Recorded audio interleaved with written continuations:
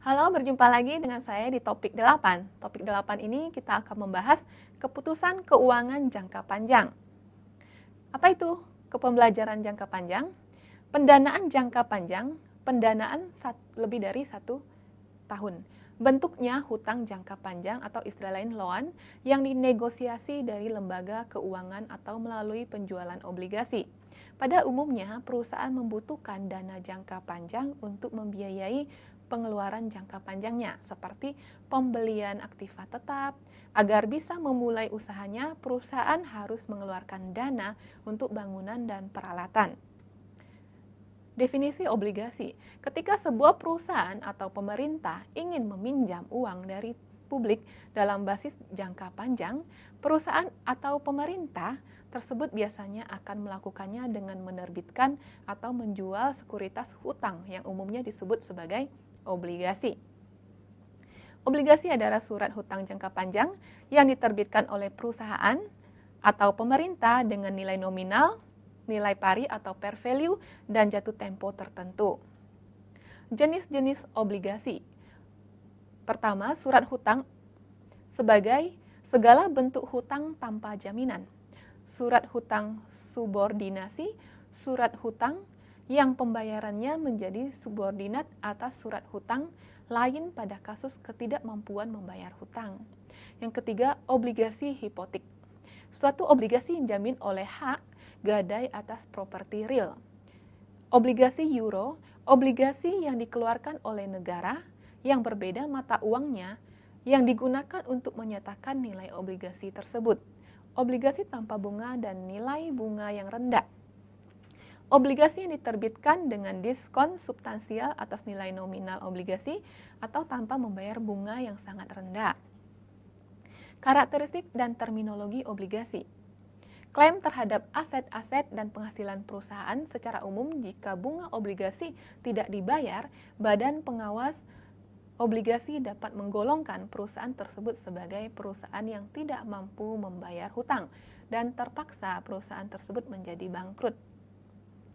Suku bunga kupon menunjukkan besarnya persentase bunga terhadap nilai nominal obligasi yang akan dibayar setiap tahun. Periode jatuh tempo menunjukkan lamanya waktu sampai penerbit obligasi mengembalikan nilai nominal obligasi ke pemegang obligasi dan berakhirnya atau ditebusnya obligasi tersebut.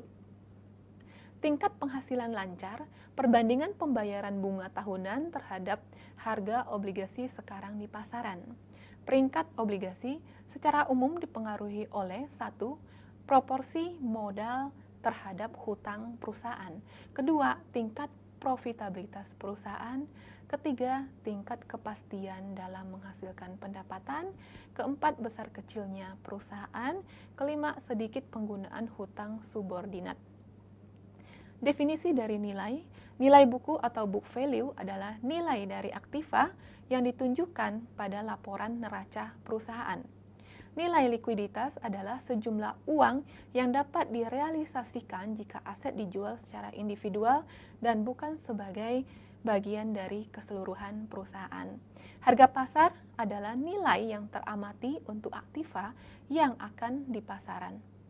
Nilai intrinsik atau nilai ekonomi yaitu nilai sekarang dari arus kas masa depan yang diharapkan dari suatu aktiva. Nilai pasar efisien, suatu pasar di mana nilai setiap waktu yang secara penuh mencerminkan semua informasi yang tersedia, yang mengakibatkan harga pasar dan nilai intrinsik menjadi sama. Faktor penentu nilai yang pertama, nilai dipengaruhi oleh 3 elemen. Pertama, besar dan waktu dari arus kas aktiva yang diharapkan. Kedua, risiko dari arus kas tersebut. Ketiga, tingkat pengembalian yang diinginkan investor untuk melakukan investasi. Penilaian obligasi. Nilai dari suatu obligasi merupakan nilai sekarang dari bunga masa depan yang akan diterima dan nilai perusahaan atau nilai jatuh tempo obligasi. 5 hubungan penting dalam penilaian obligasi. Yang pertama, penurunan tingkat bunga akan menyebabkan nilai obligasi meningkat. Kedua, jenis tingkat pengembalian yang diinginkan obligasi. tingkat bunga sekarang sama dengan suku bunga kupon, maka obligasi akan dijual pada nilai nominal atau nilai jatuh tempo. Ketiga, ketika obligasi mendekati jatuh tempo, harga pasar obligasi akan mendekati nilai nominalnya. Keempat, pemegang obligasi yang memiliki obligasi jangka panjang akan menghadapi risiko tingkat bunga lebih besar dibanding seseorang yang memiliki obligasi jangka pendek. Kelima, sensitivitas nilai obligasi terhadap perubahan tingkat bunga dipengaruhi oleh jangka waktu jatuh tempo, penerimaan arus kas sementara, atau jangka waktunya. Kesimpulan, pendanaan jangka pendek merupakan utang yang mempunyai jangka waktu 1 tahun yang digunakan untuk memenuhi aktiva lancar sebagai modal kerja perusahaan. Tipe-tipe pendanaan jangka pendek ada 2, yaitu pendanaan spontan dan pendanaan tidak spontan. Jenis-jenis pendanaan jangka pendek yaitu hutang dagang, rekening accrual, commercial paper, pinjaman hutang, menjamin barang dagang. Materi dalam topik ini diambil dari buku Gitman Lauren tahun 2012, Principle of Managerial Finance, penerbit Thomson Education. Demikian materi topik ini, sampai ketemu di video berikutnya. Terima kasih.